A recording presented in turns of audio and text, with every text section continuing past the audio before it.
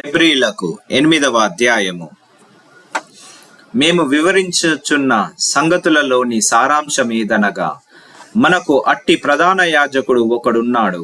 ఆయన పరిశుద్ధాలయమునకు అనగా మనుష్యుడు కాక ప్రభువే స్థాపించిన నిజమైన గుడారమునకు పరిచారకుడై ఉండి, పరలోకమందు మహామహుని సింహాసనమునకు కుడిపార్శ్వమున ఆసీనుడాయెను.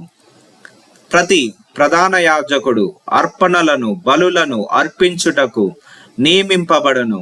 అందుచేత అర్పించుటకు ఈయనకు ఏమైనా ఉండుట ఆవశ్యకము. ధర్మశాస్త్ర ప్రకారము అర్పణలు అర్పించువారున్నారు గనుక ఈయన భూమి మీద ఉన్న ఎడల యాజకుడై ఉండడు. మోషే గుడారము అమర్చబోయినప్పుడు, కొండ మీద నీకు చూపబడిన మాదిరి చొప్పున సమస్తమును చేయుటకు జాగ్రత్త పడుము అని దేవుని చేత హెచ్చరింపబడిన ప్రకారము ఈ యాజకులు పరలోక సంబంధమగు వస్తువుల ఛాయారూపకమైన గుడారమునందు సేవ చేయుదురు. ఈయనైతే ఇప్పుడు మరి ఎక్కువైన వాగ్దానములను బట్టి నియమింపబడిన మరి ఎక్కువైన నిబంధనకు మధ్యవర్తి అయి ఉన్నాడు గనుక మరి శ్రేష్టమైన సేవకత్వము పొంది ఉన్నాడు. ఏలయనగా ఆ మొదటి నిబంధన లోపము లేనిదైతే రెండవ దానికి అవకాశముండనేరదు. అయితే ఆయన ఆక్షేపించి వారితో ఇలాగు చెప్పుచున్నాడు, ప్రభు ఇట్లనెను, ఇదిగో ఒక కాలము వచ్చుచున్నది, అప్పటిలో ఇజ్రాయేలు ఇంటి వారితోను యూదా ఇంటి వారితోను నేను క్రొత్త నిబంధన చేయుదును.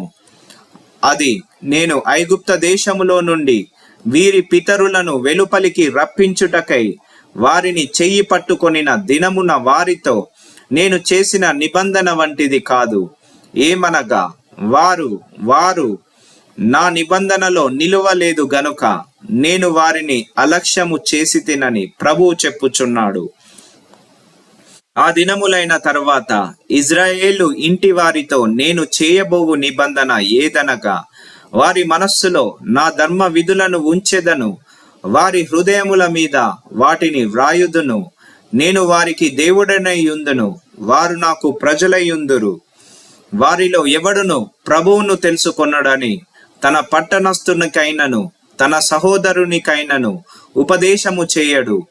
వారిలో చిన్నలు మొదలుకొని పెద్దలు వరకు అందరును నన్ను తెలుసుకొందురు. నేను వారి దోషముల విషయమై దయగలిగి వారి పాపములను ఇకను ఎన్నడను జ్ఞాపకము చేసుకొననని ప్రభువు సెలవిచ్చుచున్నాడు. ఆయన క్రొత్త నిబంధన అని చెప్పుట చేత మొదటిది పాతదిగా చేసి ఉన్నాడు. ఏది పాతగిలి ఉడిగిపోవునో అది అదృశ్యమగుటకు సిద్ధముగా ఉన్నది.